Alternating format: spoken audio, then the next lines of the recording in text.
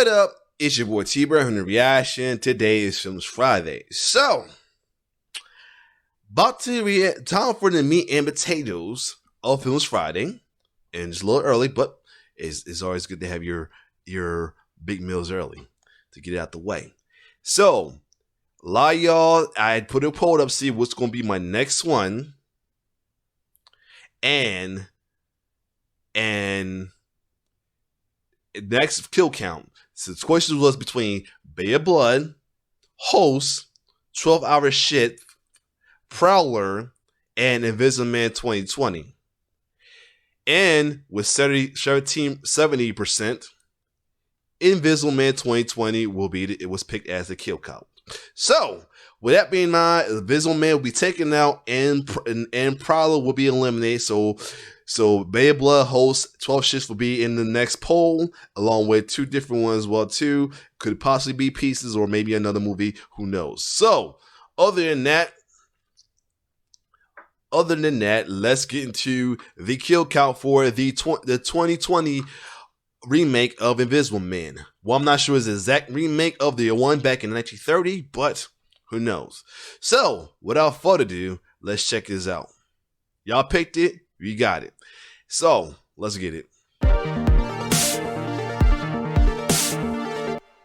Welcome to the Kill Count, where we tally up the victims in all our favorite horror movies. I went through my explaining. I may have seen this maybe once, but I don't think I saw the whole thing. We saw close half of it, but not the beginning. So this is good for me. Hey Janice, and today we're looking at the 2020 version of The Invisible Man. This modern take on H.G. Wells' story that was written 12 decades ago beautifully adapts the material into the digital age. That's no surprise, given that it was written and directed by Leigh Whannell, who not only created Saw and Insidious with his buddy James Wan, but who made his directorial debut with the amazing techno horror Upgrade. Yeah, I'm Lee. If you don't already know that, that's probably a bad sign. The Invisible Man is his second film as a director, and it's just as sleek and horrifically cold as Upgrade, showing that the dude has already mastered his own sense of style. With The Invisible Man, Whannell distills our current reality of techno-corporate dominance into a suspenseful horror movie about gaslighting and abuse. It's one of the best marriages of themes and style I've ever seen, with the invisible capabilities of the antagonist feeding into and representing the conditioned paranoia of the protagonist, who's played by one of my favorite actors of our generation, Elizabeth Moss, previously seen on the Kill Count in Jordan Peele's Us. If you're looking for a great horror movie made this year, I highly recommend you watch this one on your own, especially because so many scenes rely on expertly crafted suspense that won't come across as well in a Kill Count. In the 1930s, the Invisible Man killed over 100 people. How many will this modern makeover murder? Let's see! Wait a minute. The movie begins with a very clever title card. Let's shake off all that water now, title card. There you go. Invisible again. In this gorgeous cliffside home, Cecilia Cass is awake at the witching hour so she can quietly sneak away from her partner Adrian Griffin, who should be sleeping soundly thanks to some diazepam she slipped in. This opening sequence is one of the best I've seen in a horror movie since Scream, which is meant as the highest compliment. Even though we don't yet know the details of this relationship, Elizabeth Moss's performance and the care with which she takes her every movement lets us know she's terrified of possibly waking Adrian up. She grabs a getaway bag from inside a closet cubbyhole before heading downstairs to Iron Man's workshop. No time to stop and look at that spray tan station, Cece. You've got to get out of here without making any noise. Ah, shit, you made noise! More noise is made when a good boy booty bumps a car alarm on, and as Cece makes it to the outer wall of the property, a bedroom light flicks on behind her. She traverses the acres of this house's isolation until she reaches a road where she, but not her diazepam, gets into a car driven by her sister Emily, picked up just in the nick of time. Go. Oh shit! Adrian's able to punch through the window and grab at Cecilia before Emily drives away. He's left lonely and pissed with nothing to hold on to of Cecilia's besides her diazepam. 2 weeks later, Cece is staying with her friend James Lanier, a San Francisco police detective played by Aldous Hodge. C is still so traumatized by her near escape from Adrian that she's barely able to walk as far as the mailbox, so it's a good thing she has such a supportive friend in James. That's the furthest you've gone since you've been here, okay?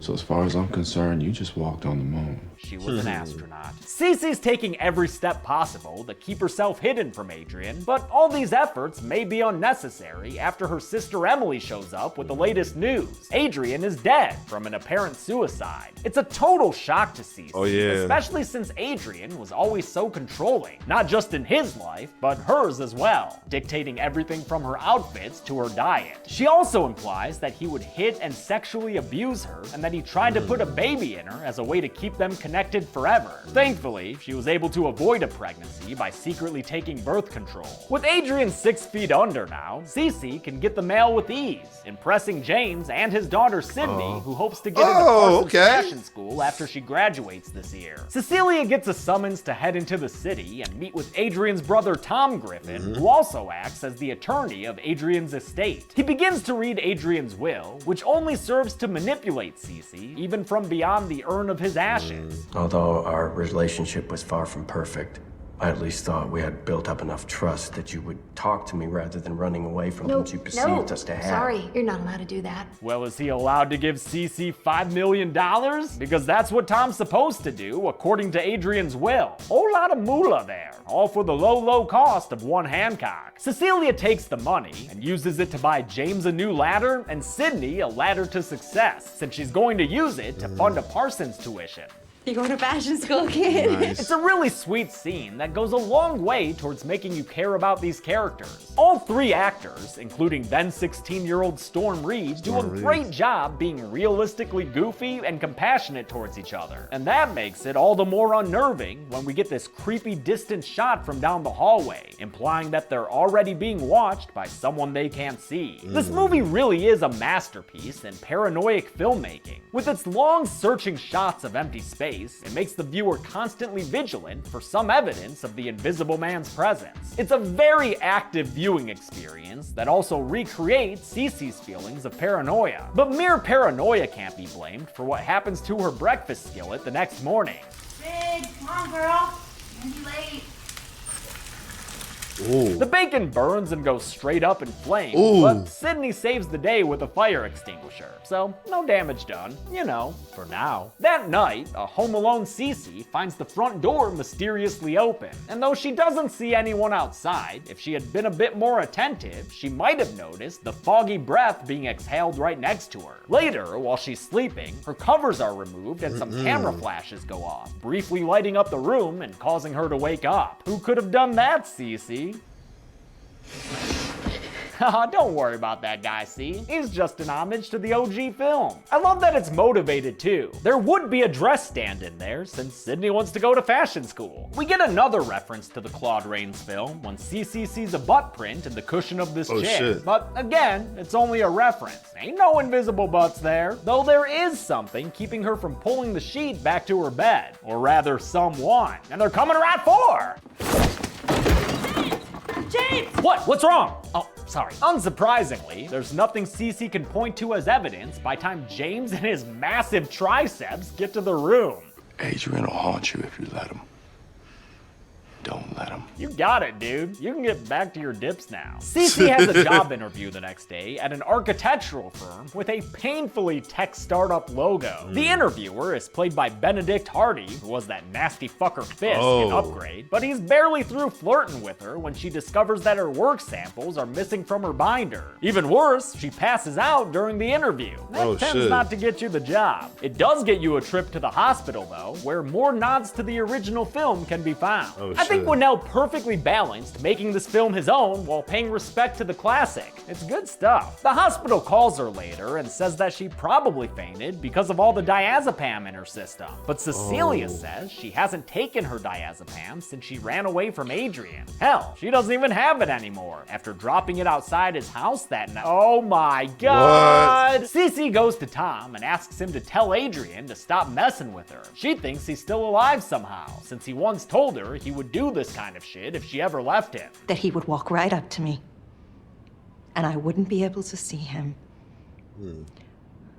But that he would leave me a sign, so that I'd know he was there. That sign, her diazepam, is proof to her that Adrian's not dead. He must have scienced a way to be unseen. He has figured out a way to be invisible. Tom commiserates with her, saying that Adrian also used to abuse and manipulate him, but he doesn't believe her claim that his brother is still alive, not with the pictures he's got in that envelope. Cecilia begins to find herself cut off from the loved ones in her life. Her sister won't talk to her after getting a nasty email that morning, and sure enough, Cece finds a message in her outbox, supposedly written by her, telling Emily she doesn't like her and that she wishes she were dead. Meanwhile, Sydney is turned against Cece in a much more physical way. Oh my god.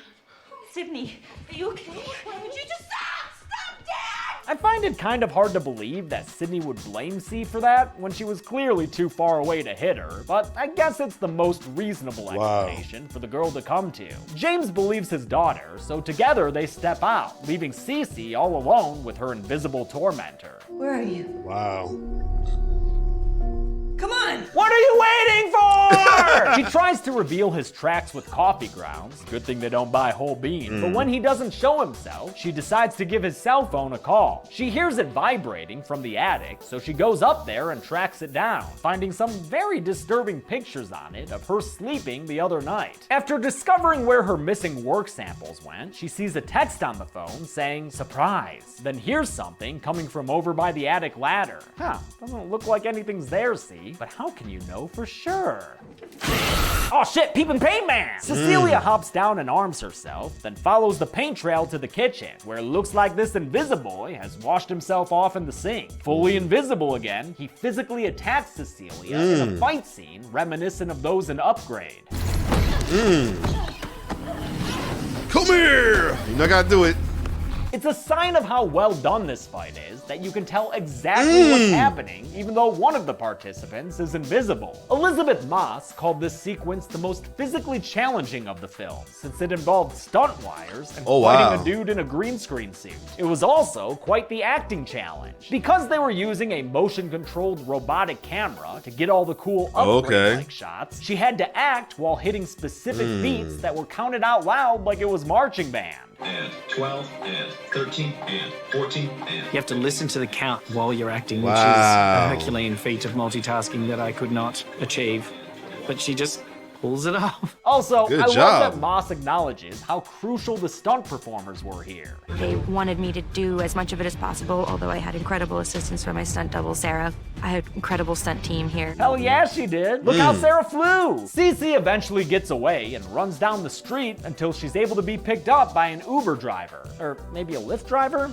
Most of them do both, I think. Safe for the time being, she has the driver take her back to Adrian's estate outside the city. The exterior of Adrian's ultra-modern mansion was built and filmed in Gerringong in New South Wales, Australia. The Invisible Man is a co-production of the US and Australia, with most of it shot in Sydney, even though it takes place in the Bay Area. I want everyone who's watching this movie to think that we're in the US. Wow. But we're not. Damn it, Lee, why'd you spill your beans? Wow. She finds the house empty, maybe, except for memories of past trauma and one handsome, friendly good boy. Hoping to figure out what the hell is going on, she goes to that rack in the lab that looks like a plastic toy was punched out from it. A beep boop on a tablet reveals a high-tech suit that grants its wearer invisibility. It's covered in little cameras that not only trigger trypophobia, but also, I think, project the image from the the cameras on the opposite side of the suit, meaning they're transmitting and playing footage of their surroundings at all times, thus rendering the invisible effect. Winnell researched military tech for camouflage to see how invisibility could be achieved realistically. I didn't want anybody drinking a potion and then just disappearing. I wanted it to be something that was grounded in reality. Guess he wasn't a fan of Jack Griffin's techniques from the original film. A few chemicals mixed together, that's all. The dog begins to bark, signaling that Cece may not be alone anymore, but instead of trying to get out of there with the evidence, she hides the Invisi-suit in her secret getaway closet cubby. I guess she figures the Invisible Man could have taken it from her, since he is in fact here now, throwing her to the floor, but she's able to get away again, so I really feel like she should have taken the suit with her. Cece goes to a restaurant and meets with Emily, hoping she can convince her that this whole invisible abuser thing is really happening. She tells Emily that she has evidence stowed away, and between that and some sisterly love, Emily begins to believe Cecilia. Now, if only she could maintain eye contact. Pay attention, Emily. What are you looking at over there?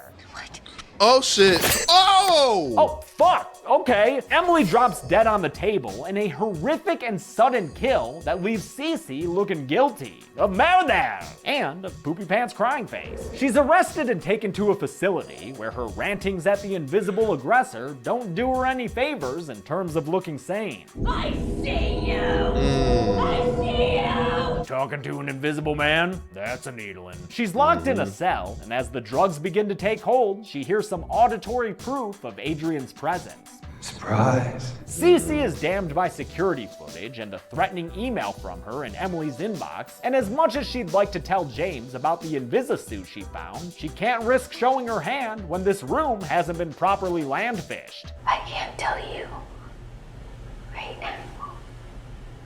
He's listening. Yeah, that's gonna be a hard sell, see? And things aren't about to get easier for her either, because a blood test reveals a further complication. Did you know that you were pregnant? Oh shit.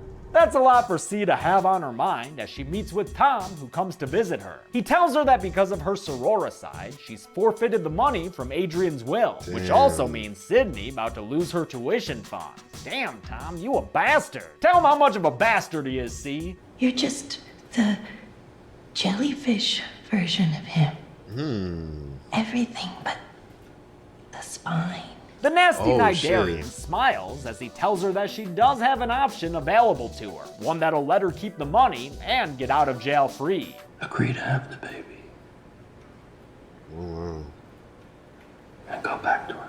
With that, Tom tells C that Adrian is still alive, and that before she left him, he figured out she was taking birth control and swapped it out for placebos. Now Adrian wants that baby in her belly, and he wants Cece too, because he needs to have control over everything. C denies the terms though, and steals herself a pen that she can use to draw out Adrian. That night in her cell, Cece retrieves the hidden pen, and after telling Adrian he's not allowed to have her or the baby, she stabs herself in the wrist. Oh shit! Somebody stop her! There you are. There he is indeed. Man, I love how the suit flickers in and out as Cece stabs at it. A guard comes in to see what's all this and finds a flickering ocular venom standing in the corner. Just a heads up, we're about to see a lot of guards get beat up in this scene, but I think that most of their injuries would be non-fatal. And don't argue, it doesn't matter. I'll count this first guard as killed since Adrian puts that shocky baton up against his neck for a good long while. I know those are supposed to be non-lethal, but you know, that was some lengthy tasing. Cece tries to run away, but is stopped by a couple more guards. But since they just get chopped in the neck and or thrown against the wall, I'm not gonna count them as dead. Another trio of guards shows up, and Adrian non-lethally subdues them as well, with a torso hit, a head slammed into a window, followed by some fun motion tracking camera work, and finally a stolen gunshot to the knee, with a follow-up hit to the head. Easy peasy when you can't seize me. Two more guys show up, and while the first dude just gets knocked to the ground, Adrian messes with the second for a mo.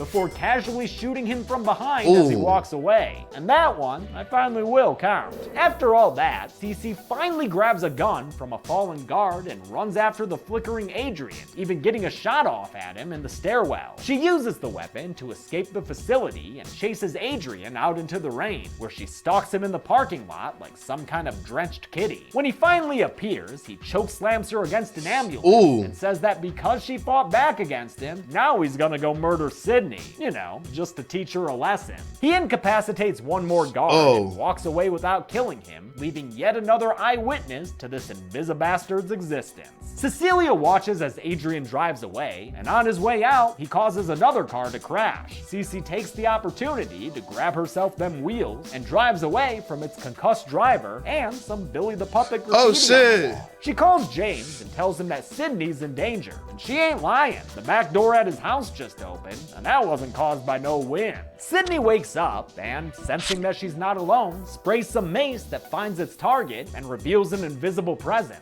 She tries to run away, but is stopped in the hallway. But thankfully, Papa James arrives to save her, or to get hit in the face. The Invisi beatdown against James is one of the more brutal ones I've ever seen, or haven't seen. Really disturbing to witness, both for us the audience and for poor Sydney there. James is nearly beaten to death before Cece runs in, acting like an Attitude-era hardcore wrestler, a Crash Holly, if you will. With her target in sight, mostly, she opens fire and shoots him 4 times in the chest. And since that suit ain't bulletproof, the Invisivillain falls to the floor. Only thing is, when Cece unmasks him, it's revealed to be Adrian's brother, Tom. Well, that makes things mighty interesting, doesn't it? A raid is conducted at Adrian Griffin's home, and behind a wall in the basement, they find the ocular tech magnate tied up in apparent captivity. James tells Cecilia that Tom was the invisible man all along, and that Adrian was a fellow victim. But she ain't buying that ish one bit. She maintains that Adrian was behind everything, and that now he's just playing the victim. This is what he does. And he's doing it again. Eventually, Cecilia calls Adrian and agrees to go to his house. I'm really glad we get a proper scene with a fully visible Oliver Jackson Cohen. Not only is the dude astoundingly handsome, he also gave an incredible performance in Mike Flanagan's Haunting of Hill House series. Also, for some reason, it's really funny to see him in a green screen suit and behind the scenes footage. Adrian welcomes Cecilia inside, where he's got some dinner waiting for him. Surf and turf. If sushi, steak, and pasta. And pasta, I guess, good. as a cheap add-on. They sit down in sight of a security cam, and Adrian gives her an apology for how he abused her during their relationship. Cece says that the only way she'll let him be a part of the baby's life is if he admits to having been the invisible man. But Adrian sticks to his guns and swears up and down that he's a mere Shaggy in all of this. It wasn't me. His tact is probably because he's smart enough to suspect that Cece might be wearing a wire, which she is, hoping that James will catch his confession. But Adrian never admits anything, at least not openly and outright. I know you better than anyone else in the world. I mean, that shouldn't come as a surprise. You son of a bitch. With that callback to the text he sent her in the attic, and the time he said it to her in the hospital, surprise, Cece has her own personal confirmation, so she excuses herself to the bathroom, ready to enact some revenge. Adrian patiently waits for her to return, but when she does, he doesn't see her, and she invisibly does to him what he did to her sister at the restaurant. To the security cam, though, it just looks like a brutal suicide. Cece covers her tracks via sound as well, making a loud crying re-entrance when she visibly returns to Adrian bleeding out on the floor. She screams and calls 911, begging someone to come and help him as she cleverly walks out of the security cam's range. Once she's unseen, she drops the act and coldly stares at Adrian as he bleeds to death on the floor. What can I say, motherfucker? You deserve this! Payback! Surprise. Fuck yeah, girl. Fuck yeah. I love that Winnell went with practical effects for this throat slit. But of course he did. He's a veteran at this genre. Snapped limbs, scalped people, ripped teeth out, hacked legs off at the ankle. Then but this is special. Something classier about this. James runs towards the house in a panic, but Cece tells him she's okay. Adrian killed himself, and that's that. Just don't mind the Invisi-suit in her bag. In case you're a little confused, there were 2 suits the whole time. She hid the one she found in the lab inside her closet cubby and retrieved it when she excused herself to the bathroom during dinner just now. She used it to kill Adrian, and now she's taking it home with her as a souvenir. The movie ends with James agreeing to support Cece's version of the story, and Cecilia Cass walking away like a goddamn boss. How many people got killed by an invisible, abusive tech billionaire? Let's find out and... Oh, whoa, what? Surprise. Aw, thank you! Late housewarming gift, I guess. Hey, come on, bring it this way.